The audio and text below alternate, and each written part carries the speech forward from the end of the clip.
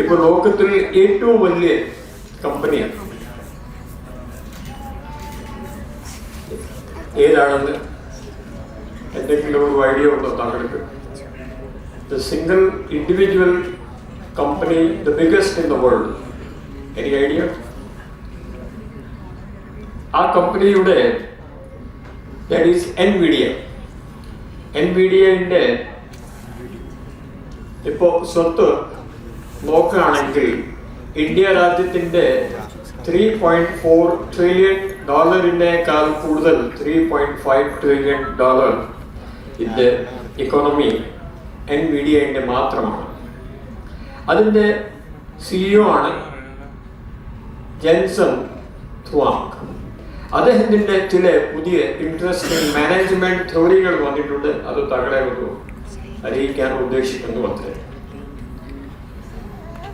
ഒന്ന്, കമ്പനിയുടെ സ്ട്രക്ചർ. പുള്ളി നേരത്തെ ഡിഷ് വാഷറൊക്കെ ആയിരുന്നു, പിന്നെ ഒരു ചെറിയ ഷെഫായിരുന്നു. അവിടെ നിന്ന് ഒരു ലോകത്തിൽ ഏറ്റവും വലിയ ചിപ്പ് ഉണ്ടാക്കാനുള്ള കമ്പനീൻ്റെ ഉടമസ്ഥനായി ഇപ്പോൾ they are ruling the world. ഒന്നാമത്തെ കാര്യം, കമ്പനിയുടെ സ്ട്രക്ചർ.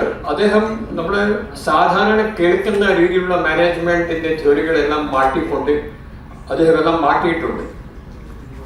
അതായത് അപ്പോൾ അദ്ദേഹം സക്സസ്ഫുൾ ആവുകയാണെങ്കിൽ അദ്ദേഹം പുതിയ ചില കാര്യങ്ങൾ മുന്നോട്ട് കൊണ്ടുവന്നു. അത് എല്ലാ ആളുകളും ഒരു ബിസിനസ് ചെയ്യാനുള്ള ആളുകളാണ്, അവർ അറിഞ്ഞിരിക്കണമെന്നാണ് എൻ്റെ അഭിപ്രായം.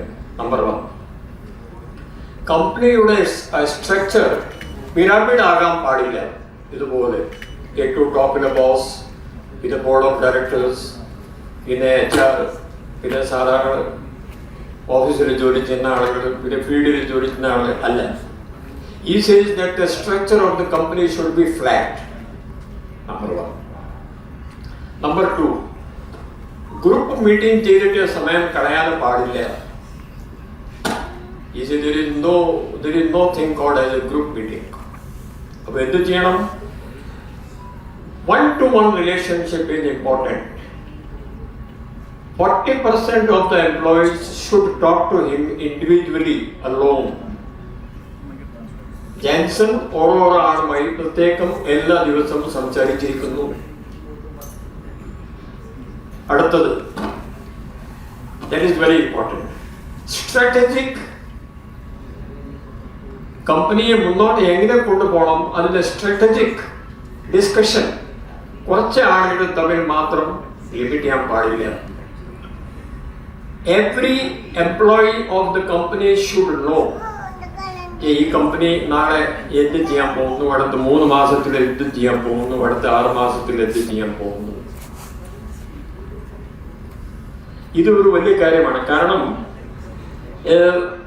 മിക്കവാറും ഇന്ത്യയിലൊക്കെ ഒരു ഏറ്റവും വലിയ കമ്പനിയാണെങ്കിൽ അവർ ഡിസ്കഷൻ ആദ്യത്തെ സ്ട്രാറ്റജിയെ സംബന്ധിച്ച് കുറച്ച് ആളുകൾ തമ്മിലേ ഉണ്ടാവുള്ളൂ.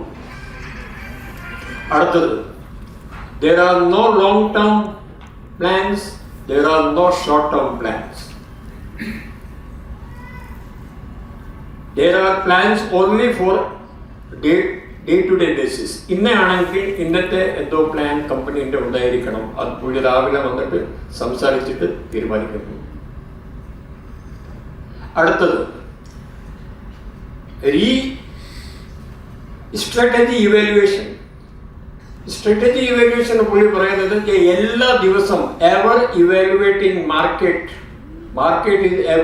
It is ever evaluating. എല്ലാ ദിവസവും മാർക്കറ്റിൽ വ്യത്യാസങ്ങളുണ്ട്. അപ്പോൾ പുള്ളി പറയുന്നു മാർക്കറ്റിൽ എല്ലാ ദിവസവും വ്യത്യാസം ഉണ്ടാവുകയാണെങ്കിൽ സ്ട്രാറ്റജി എല്ലാ ദിവസവും മാറ്റണം. 3 മാസം, 6 മാസം, 5 വർഷം, 1 വർഷത്തിൻ്റെ സ്ട്രാറ്റജി കാലം കഴിഞ്ഞു എന്നാണ് പുള്ളി പറയുന്നത്. So they decide strategy every day and they act according to the അന്നത്തെ ആ മാർക്കറ്റിൻ്റെ അവസ്ഥ നോക്കിയിട്ട് അവർ തീരുമാനങ്ങൾ എടുത്തിരിക്കുന്നു.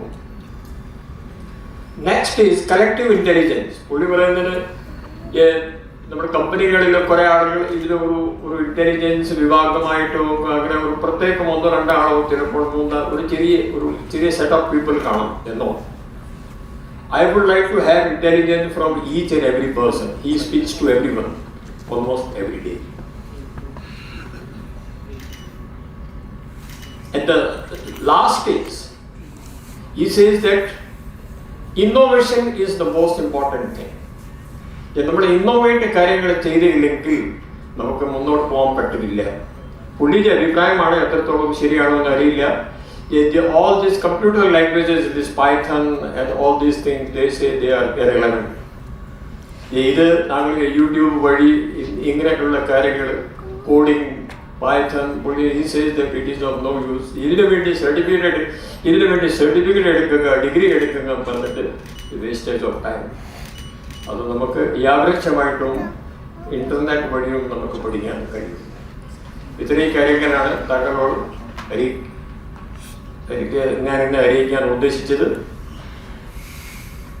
Management is changing.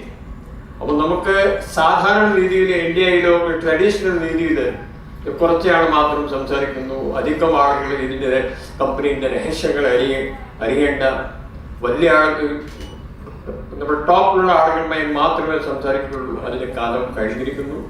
അത് താങ്കളെ അറിയിക്കാൻ വേണ്ടിയാണ് ഇന്നത്തെ ഞാൻ ഈ ടോപ്പിൽ സംസാരിക്കാനാണ്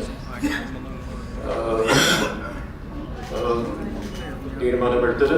ഇതുകൊണ്ട് താങ്കൾക്ക് എന്തെങ്കിലും ഗുണമുണ്ടായിരിക്കും. ഇത്തരം കാര്യങ്ങൾ പലം നിർത്തുന്നു. ജയ് ഹിന്ദ്.